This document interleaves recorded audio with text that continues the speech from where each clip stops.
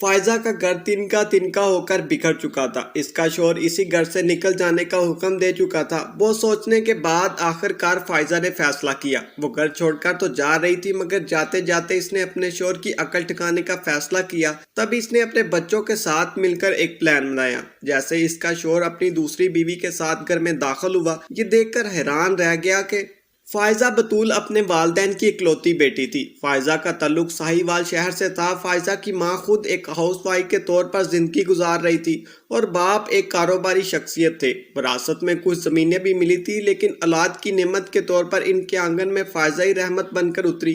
اس کے بعد لاکھ کوشش اور علاج کے باوجود اللہ نے انہیں مزید اولاد سے محروم رکھا، لہٰذا دونوں میاں بیوی نے اپنی واحد اولاد فائزہ کو ہتھیلی کا چھالا بنا کر پال پوس کر بڑا کیا۔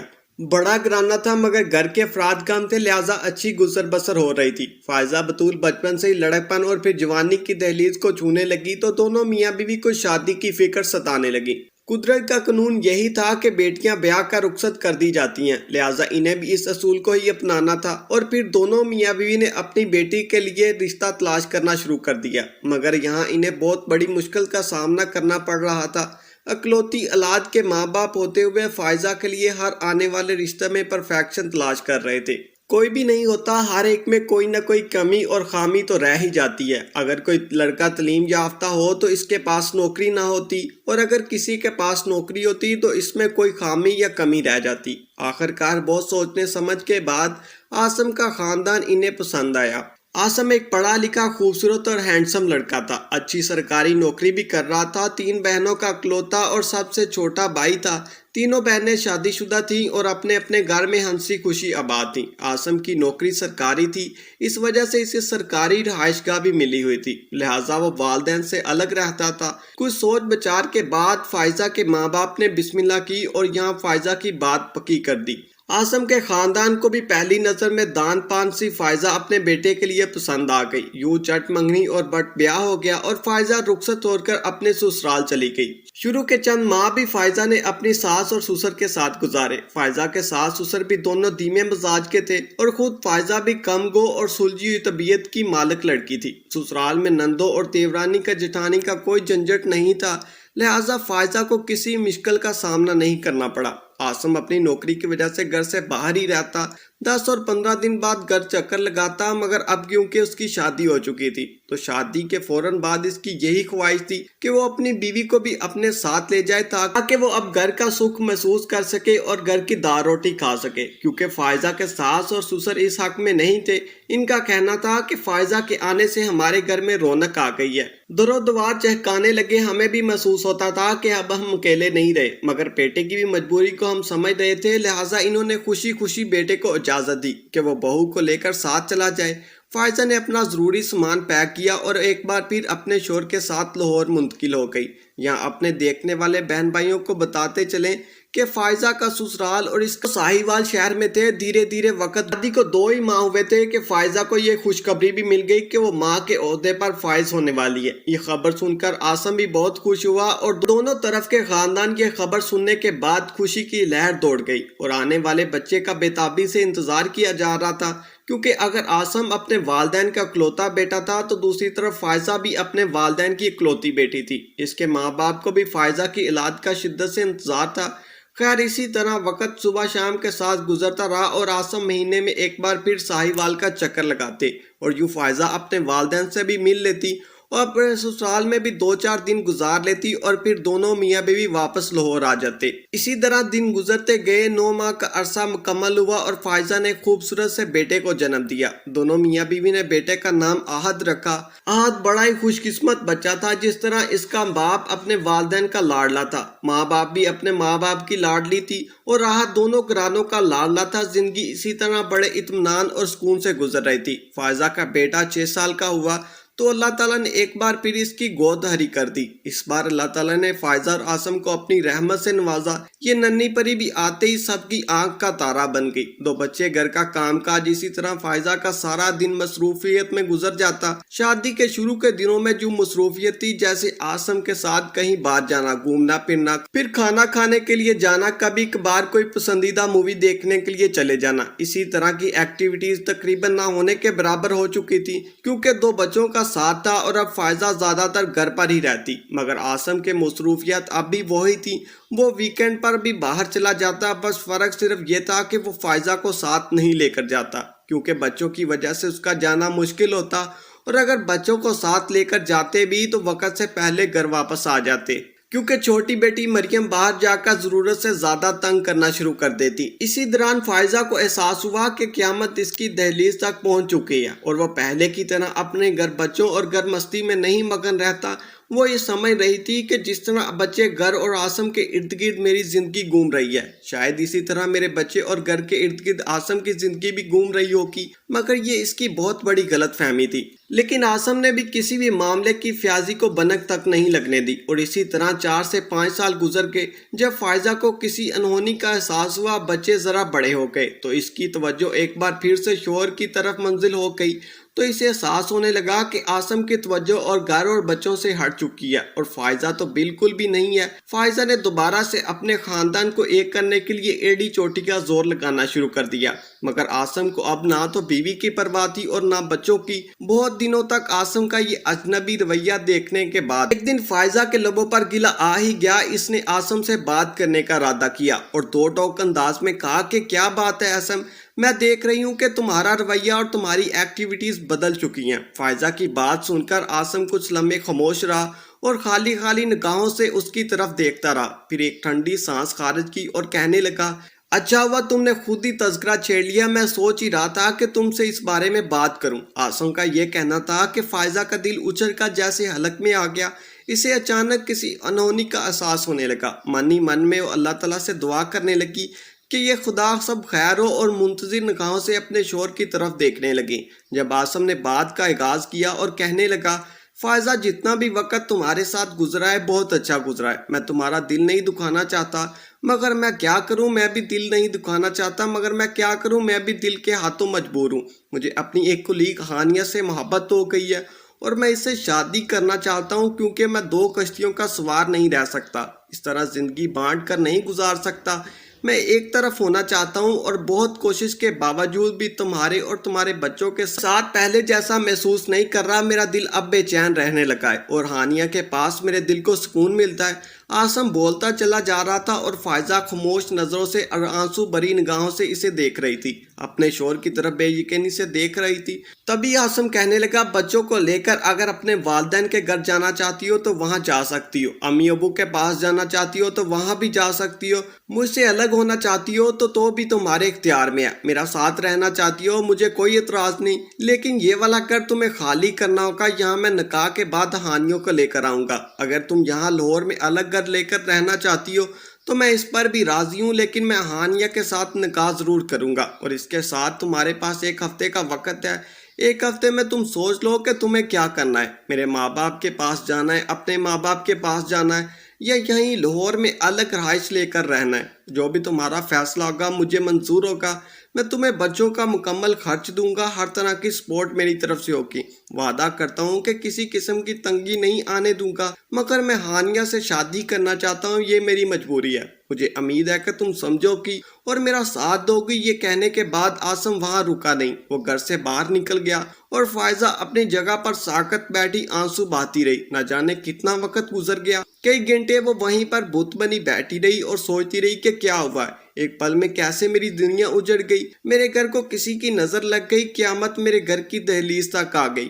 کیا میں کوئی شو میں ہوں جسے اس گھر میں رکھنا ہے، اور اب اس گھر میں اس کی ضرورت نہیں، اسے یہاں سے کسی اور گھر میں شفٹ کر دیا جائے گا؟ نہیں، میں اتنی بیوقوف نہیں ہو سکتی۔ کئی گھنٹے وہاں بیٹھ کر سوچنے کے بعد آخر کار وہ ایک فیصلے پر پہنچی اور اٹھ کر اپنے بچوں کے کمرے میں آئی، جہاں وہ اپنا ہوم ورک کرنے میں مصروف تھے۔ فائزہ کا بڑا بیٹا احد، جس کی عمر تو 12 سال تھی، مگر بالکل فائزہ کی طرح کم گو، خاموش، سنجیدہ طبیعت اور سمجھدار لڑکا تھا۔ فائزہ نے ایک پیاری بری نظر سے اپنے بچوں پر ڈالی۔ کھانا گرم کر کے لائی ہوں۔ دونوں بچوں کو اپنے ہاتھ سے کھانا کھلایا اور انہیں سونے کے لیے بستر پر لٹا دیا۔ اگلے 2-4 دن نہایت خاموشی کے ساتھ گزر گئے۔ دونوں میاں بیوی ایک دوسرے سے ضرورت کی اور بہت کم بات چیت کر رہے تھے۔ احد سمجھدار تھا، وہ پہچان چکا تھا کہ گھر میں کوئی گڑبڑ چل رہی ہے، مگر وہ خاموش نظروں سے صرف نوٹ کر رہا تھا۔ حتیٰ کہ فائزہ کی بیٹی جو کہ 6 سال کی تھی، وہ بھی اس بات کو محسوس کر چکی تھی، مگر بچے اسی طرح ماں سے خاموش رہے تھے۔ اسی طرح 6 دن گزر کے 7ویں دن صبح آفس جانے سے پہلے عاصم نے ایک نظر فائزہ پر ڈالی اور کہنے لگا، فائزہ آج تم کوئی فیصلہ ضرور کر لینا، آج میرا اور ہانیہ کا نکاح ہے، واپسی پر شام کو ہانیہ میرے ساتھ ہوگی، اس لیے تم ہمارے آنے سے قبل ہی چلی جانا۔ فائزہ نے مسکرا کر ہاں میں سر ہلایا اور عاصم اپنے کام پر چلا گیا۔ اس دن فائزہ نے اپنے بچوں کو اسکول نہیں بھیجا تھا، اس نے دونوں بچوں کو سامنے بٹھایا، ان کے ہاتھوں کو اپنے ہاتھ میں تھاما اور انہیں پیار سے سمجھانے لگی۔ ساری بات اس نے بچوں کو بتائی، آگے جو وہ کرنا چاہتی تھی وہ بھی بچوں کو بتا دیا۔ احد 12 سال کا تھا مگر فائزہ کی بیٹی 6 سال کی تھی اور وہ اتنی بڑی نہیں تھی، اسے ابھی ماں کی ضرورت تھی۔ وہ ماں کی بات سن کر پریشان ہو چکی تھی، اس کے چہرے پر پریشانی پھیل گئی تھی، مگر فائزہ نے ان دونوں کو تسلی دی اور کہا کہ میں تم دونوں سے وعدہ کرتی ہوں، یہ چند دن کی بات ہے، میں تم دونوں کے پاس واپس ضرور لوٹ کر آؤں گی، مگر تم دونوں مجھ سے وعدہ کرو کہ تم لوگ میرا ساتھ دیں گے اور جیسے میں نے تم سے کہا ہے بالکل ویسا ہی کرو گے۔ بس تم دونوں یہ سمجھو کہ تمہاری ماں کچھ دنوں کے لیے سیر کرنے جا رہی ہے، واپسی پر آتے ہوئے میں تمہارے لیے بہت سے کھلونے اور چیزیں لے کر آؤں گی، مگر وعدہ کرو کہ تم دونوں اچھے بچے بن کر رہو گے۔ احد تو سمجھدار تھا، ساری بات کو سمجھ رہا تھا، مگر بیٹی یہ بات سن کر خوش ہو گئی اور اس نے جلدی سے ہاں میں سر ہلا دیا۔ فائزہ نے ایک خط لکھا اور اسے ٹیبل پر رکھ دیا اور ایک بار پھر احد کو اکیلے میں بلا کر اسے سمجھایا اور بہن کا خیال رکھنے کے لیے کہا، اور عاصم کے آنے سے کچھ وقت قبل وہ گھر سے نکل گئی۔ تقریباً آدھا گھنٹہ گزر رہا تھا جب عاصم نے اپنی جیب سے چابی نکالی اور نئی نویلی بیوی کے ساتھ گھر میں داخل ہوا، اس سوچ کے ساتھ کہ گھر خالی ہوگا اور وہ دونوں میاں بیوی اپنی نئی زندگی کو انجوائے کریں گے۔ مگر جیسے ہی اس نے قدم آگے رکھے، سامنے ٹی وی لاؤنج میں بچے بیٹھے ٹی وی دیکھ رہے تھے۔ وہ حیران ہوا اور دل ہی دل میں تلملایا بھی کہ فائزہ گھر سے گئی نہیں، میں نے اسے کہا بھی تھا کہ چلی جانا۔ ہانیہ نے بھی حیران نظروں سے شوہر کی طرف دیکھا کیونکہ عاصم اسے بتا چکا تھا کہ گھر میں کوئی بھی نہیں ہوگا، فائزہ بچوں کو لے کر چلی جائے گی۔ عاصم تیز قدموں سے بچوں کے پاس آیا اور سرگوشی کرتے ہوئے پوچھنے لگا، مما کہاں ہیں؟ احد نے جلدی سے کہا، وہ چلی گئی ہیں۔ اب حیران ہونے کی باری عاصم کی تھی، وہ حیرت زدہ نظروں سے بچوں کی طرف دیکھنے لگا اور اپنا سر تھام لیا۔ وہ سوچ رہا تھا کہ چلی گئی ہوگی، بچوں کو ساتھ لے کر نہیں گئی۔